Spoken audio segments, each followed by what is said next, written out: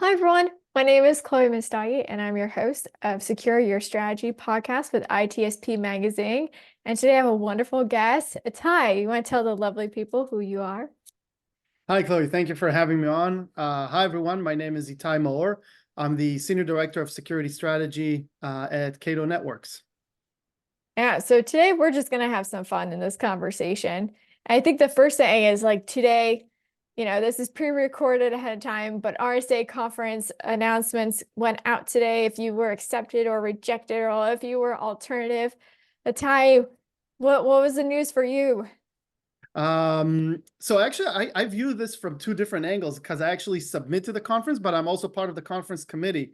I was on hackers and threats track for several years, and now I'm in a different track. So I get to view both sides. So on the submitting side, I was happy to be accepted into, of course, not the track that I judge at. It was interesting to see the submissions. I know nobody would guess this would ever happen, but so many submissions around AI and about usage of AI, both for defense and for attack and how it's vulnerable and different elements. On the other hand, we had a lot of submissions that were very unique and different that had nothing to do with it. That we actually accepted several of those that were talking a little bit more about the human factor and intelligence around other areas that are not necessarily AI. I have a feeling that on the vendor floor this year, we're going to see a lot of Gen AI and AI powered, as if we haven't seen that in previous years. So I think it's something that's important for people to get acquainted with and know how to ask the right questions, because every vendor is going to be claiming AI superiority. Oh, absolutely. I mean, we kind of got a sense of it last year. Everyone was talking about AI, but when they were talking about AI, they really were only specifically talking about ChatGPT. And so I look forward to seeing what it's going to be like this year, and I'm hoping that it's going to be more than just generative AI. It's interesting that you brought up that you saw a lot of, CFPs that have entered the ring that was basically a lot about AI. And it makes me always wonder how many of those submissions were probably created with the help of ChatGPT. Because I feel like now when I use it, I see like a similar pattern. So now I'm like, oh, that's definitely a ChatGPT submission. I don't know if you got that too as well. So I didn't see actually in our track, but I'm pretty sure that it is being used. After all, it's there to help us be creative, right? And assisted co-writing and co-editing. It's funny also that some conferences now, keep in mind that RSA started their submission process probably like 6 months ago, if I remember correctly. But some that I've looked into now actually have a specific checkbox that asks, have you used ChatGPT to submit this? So they want to know it ahead of time. But I have to tell you, I'm very pro using and pro utilizing these tools. I think one of the more kind of extreme examples for that I can give you is, as soon as ChatGPT came out, universities, I teach at Boston College, a course in cybersecurity, and universities immediately started saying, hey, you're not allowed to use ChatGPT, it's cheating, and so on. And it really reminded me when I was younger, and my teacher said, you're not allowed to use the internet, that's cheating, and that's not a referenceable source. I'm like, really? Are you going to stop progress? So I actually went the other way. I told my students, you have to use ChatGPT. You have to use these tools. Let me know when you do that, but you have to use it as part of your homework, because honestly, I'm not buying all the hype that AI will, replace humans, but humans who know how to use AI will replace humans who don't know how to use AI. Yeah. So I'm all for, understanding the limitations and the pros and cons of these tools. Yeah, I think so. I've used ChatGPT to like be like, all right, I wrote this thing, make it better. And sometimes I have fun with it. Like I love to like have something to it and I'm like, make this dark humor or make this John Oliver, make this Trevor Noah style. And it could be a lot of fun to play with and getting to experience like the different versions of what you could possibly be writing, or ways of how to say certain things that may be a little bit more excitable depending on who you're talking to and the audiences. So I will be honest, I've used it before and it was fabulous and it still is fabulous. I know that, a lot of these conferences that are happening now this year, what are some of the ones that you're looking forward to? I'm always happy to, visit Black Hat and DEF CON. I've been having my thoughts of DEF CON about like some of the things I've seen there, but Black Hat is nice. There's a lot of regional conferences that are really great. I had the pleasure of being in a couple of those last year. The cities where they arrange cybersecurity events, and you go in there, and I went in there as a keynote speaker coming from a different town, and you just get a feeling of a community. Everybody knows everyone. The speakers will go on stage kind of like crack jokes at others, and they know everyone. And it's really great to be these events. They're much smaller, much more intimate than the bigger thousands of people one, but there's a different vibe about them, and you feel like the sharing and what happens between the sessions as well are really interesting. Yeah. I I haven't gotten that too much at different conferences. I think at times when I have, it's like a B-sides, Mhm. like a smaller B-sides. You get that sense of community feel. Like people are like, "Oh, hey, how's it going? I haven't seen you for a year." That's a lot of fun. Um, what are some of the conferences that you are planning to possibly attend that are brand new for you? Actually, there's a couple that I'll be doing in Europe that are new. There's a couple of ones that are like MSP Expo Mm. that I believe I did something similar to it last year, but not that one. Um, and what I'm actually looking forward to is going to attend and to speak at events that are actually not security events, but are, an industry event that has a security track in it. And you get also different perspective there as well. A lot of times when we talk about security, it's easy for us to say, hey, go patch everything and go to and we don't see the other side of the people in the field who are not cybersecurity people, but in a specific industry. I remember a specific event that I had where I was helping a hospital, and I came in and I did a test to them, and I showed them different vulnerabilities that I found. And I'm like, go patch this. This is old. And they're like, really, Ty? Do you want to take the responsibility of patching some of these systems you mentioned, and maybe you're disconnecting some, vital systems because that patch could have resulted in something going down. You want to take the responsibility? I'm like, okay, I get it. You're right. And just trying to say that it's easy for sometimes for me as a security person and for others to say this is what you need to do. But hey, reality is a little bit different. So it's always good to be in touch with industry as well. Another good example I can give you is I have a masterclass that I do that I talk to security experts from different fields, and I talked to industrial control system experts. And one of them said, the first people that I bring into my team as a CISO, as a chief information security officer, he's in the manufacturing industrial control system, is the engineers. Because honestly, if something happens and there's an attack, I have no idea how those machines work or what they do and how it will affect, and is there going to be something that threatens life. I need those people to be my kind of like trusted advisors in the security team. So really non-security people, literally the engineers that are hands on these machines, they're going to be part of my security team. Yeah.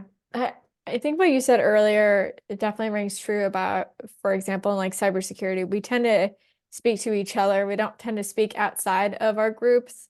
So like speaking at conferences where there's a security track, say it's like a developer conference, that's really important to have and like to start building those bridges. Because I know we always talk about like shift left or DevSec ops and all that. But the thing at the end of the day is, are we actually doing that yet successfully?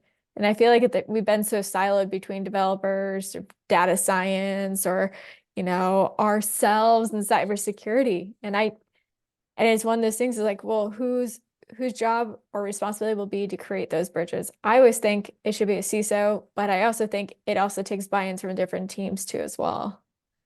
Definitely. And we might overuse this term like to be inclusive, but where I get the biggest kind of like whack in my head of like, wake up, you have tunnel vision. It's actually with my students, because I refuse to teach computer science students, because I tell Boston College, they're gonna find cybersecurity at some portion in their career. I want to teach everyone else because they'll hit cybersecurity as well, but they may not be properly trained. So let's at least get them on par. And when I give these assignments out of like open source intelligence, or show me what you can do with locating this type of information, they always every semester, every time this happens, they prove to me how much tunnel vision I have of like, oh, I'm going to use malware or phishing if I was an attacker. And they're bringing ideas that I didn't even think. They're not even in the scope of what I think about.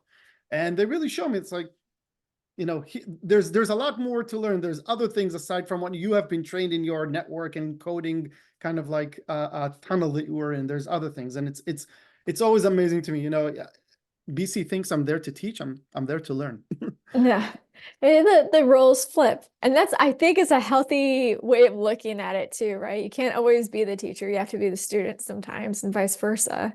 You have to keep your mind open to these things. If you're going to come and teach a class, and this applies not just to, professor in class, also standing in a conference and talking to people, whichever conference it is, you have to keep an open mind. And there's so much you can learn from your attendees from different perspectives. The example where I try to kind of trigger this thinking, this out of the box thinking with my students is I tell them, if you have a computer with a piece of malware on it, there's so many things to do with it, right? If you give it to an IT person, he'll tell you, oh, format that computer or burn it or whatever. And I don't want it to ever connect to my computer, to my network. If you give it to somebody like me with a more of a threat intelligence background, I'll be like, hold on, let's keep it alive. Maybe I can listen where it's connecting to, find the command and control stuff. If you give it to somebody from the police, for example, that's, oh, maybe we can find forensics and, connect it to a certain, there's just so many perspectives to the same problem that we do need different people. And that's where I go back to what I mentioned, the diversity. We do need people from different, ways of thinking and from different perspectives to be in the cybersecurity world. Yeah, that's true. Because I mean, otherwise you're going to have products that are not going to be cutting edge. You're going to have products that are going to fail, or you're not going to be able to catch all the things either.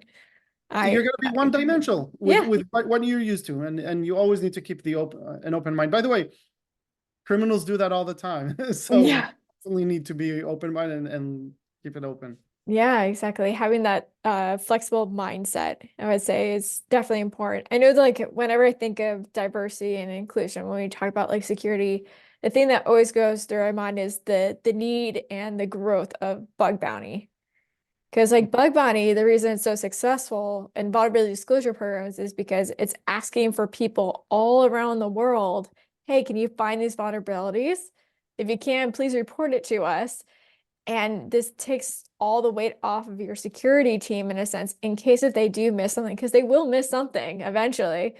And having the public help and find those items, of course, stay within scope is incredibly important. Yeah.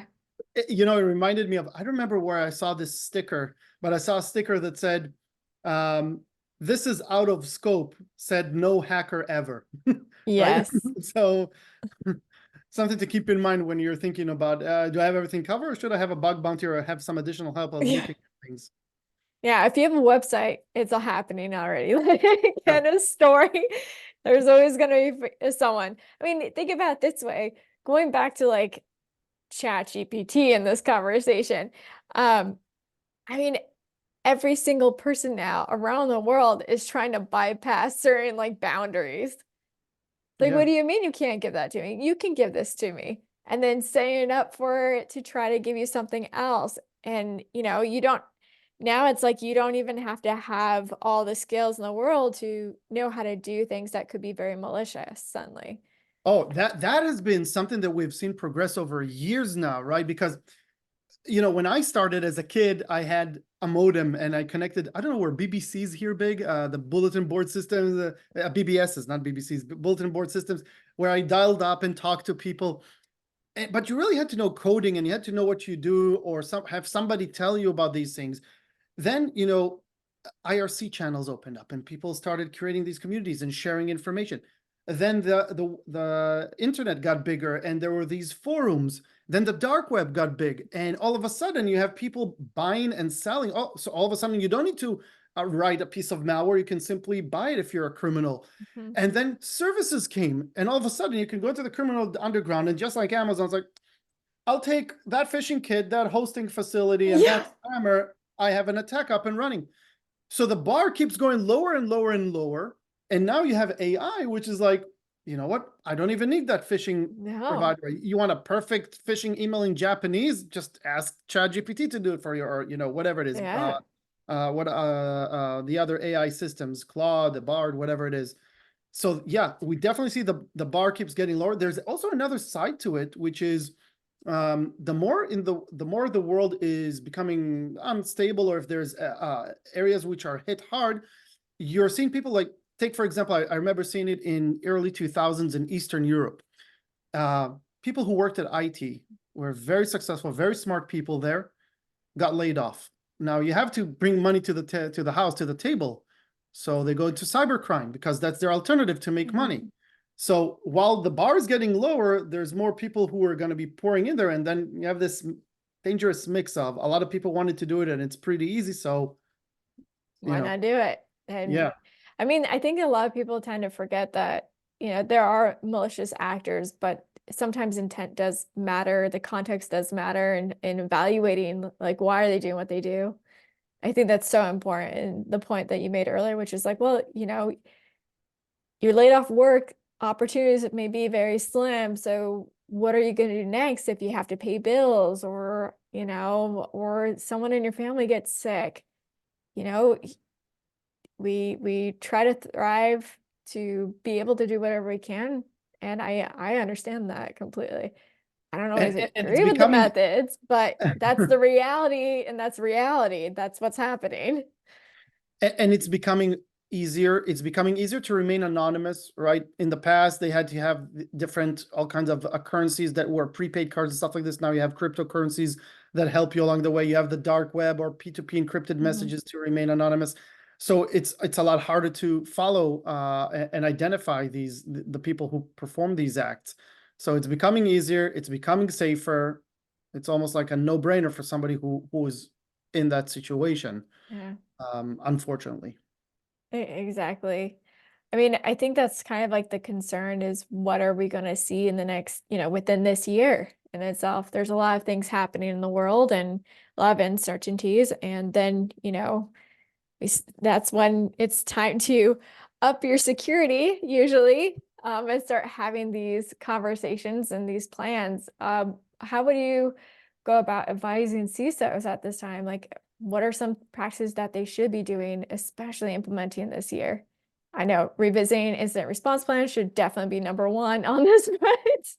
Yeah, you pick my word. At least have one at this point. Not just have one, practice it. Yeah. Don't practice it for the first time when you get your screens start, turning red and have been ransomed. So, and this is from my background as somebody who trained companies in these types of situations.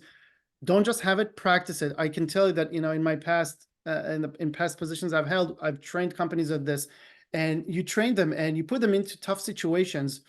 And sometimes you get like responses like, oh, at this point, we're going to call the FBI liaison and report it. Oh, really? Call them like right now? Yeah. I want you to pick up the phone and call your FBI. Oh, I don't have that phone number with me. Then that's not the plan. If you can't do it, then, if you haven't practiced it, if you don't know who the person is, you don't want to invent these things as they happen. So have an IR plan, but play it out as well. Make sure that you have the right stakeholders in the company. I think everybody nowadays understand what we've been preaching for years, that security is not an IT issue. It's a business issue. When you have a breach, you want to have somebody from legal, from marketing. You want to have somebody from PR. You want to have DevOps. You want to have everybody. It's not just the IT's problem. So make sure you make those connections and each one understands their roles and responsibilities when something like this happens. And again, practice it.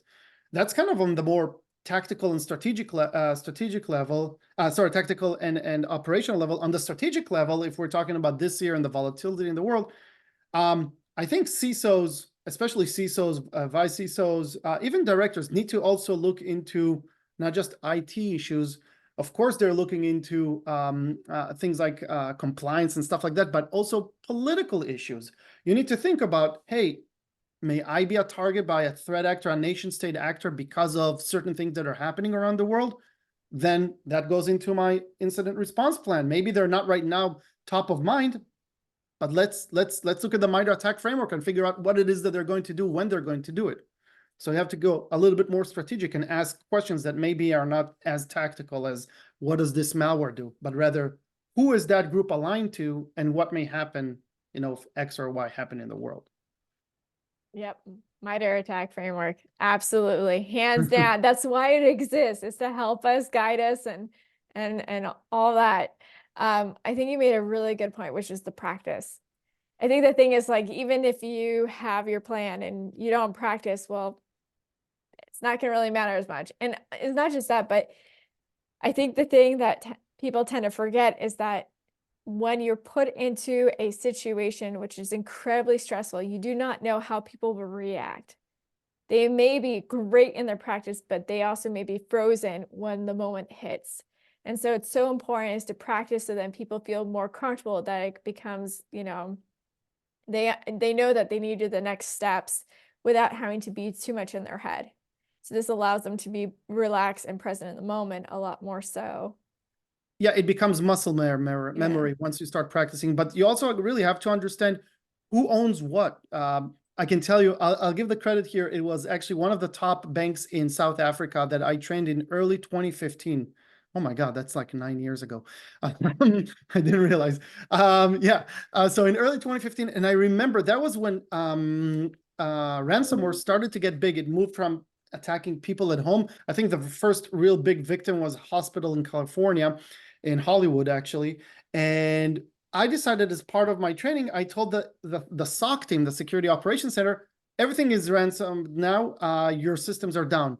And a couple of the employees stood up and said, that's impossible. You're putting us into a situation that will never happen. And it was actually the CISO who came in and said, no, play it out. I don't know if it's going to happen or not.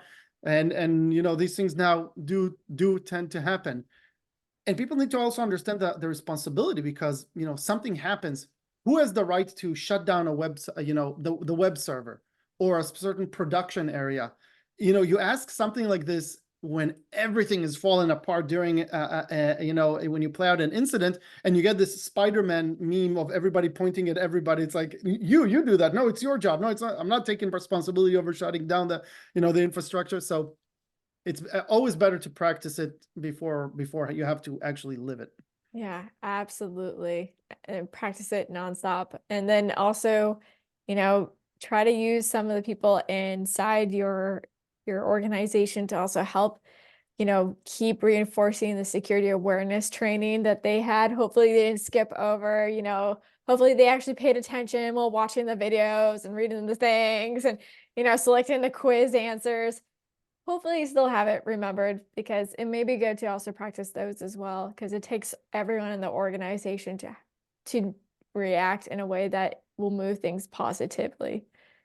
Yes, I completely agree with that. I would mention another thing that I forgot. Aside from that, if you're planning for this year, also get acquainted with, of course, with all the laws and regulations that are out there. There's some new SEC regulations. You've even heard of some of these ransomware groups that are like, if you're not going to give us the ransom, we're going to report you to the SEC, and you're going to be in trouble because you didn't say about it in whatever it is, 72 hours or so that you're supposed to report it. So get familiar with these rules, with the different geographies you operate in, because the rules in California are different from the rules in Massachusetts, are different from the rules under GDPR in Europe. So again, don't find out about these rules when the lawyers knock on your door when something like this happens. Absolutely. I definitely have been seeing people sharing about those situations occurring, especially last year, Yeah. around like each state having different, laws. And then the other thing is like GDPR. It just happens. And it's hard to stay on top of all of that. And you, when you practice these things, you find out, because we used to put companies and CISOs in like a hot seat of like interviewing them live during a, also have to choose your words very carefully, because if you talk about, oh, we've experienced a data breach. Oh, you said data breach. Data breach is under a certain set of criterias for, certain regulations. If you say an incident, it starts a clock on a different thing.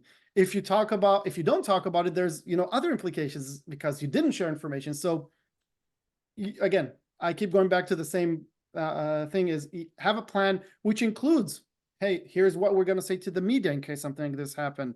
Here's how much we're going to share. How often do we share information? And get acquainted with the laws around it, because the regulators are becoming, very, very strict about it and serious about the punishments of not reporting and not submitting the information in time. That absolutely 100%. Well, that's a great place to, to leave the conversation. But everyone, thank you for tuning in on this episode, Ty. It was awesome to have you on here. We'll have to have you back. Maybe what we'll do is we'll revisit this at the end of the year, and then, you know, talk about what were the things that were shared, what were things that were missing, and also give predictions for the next year. Happy to do it. Thank you so much for having me on. Absolutely. All right, everyone. I'll see you on the next episode. Until then, have a good one.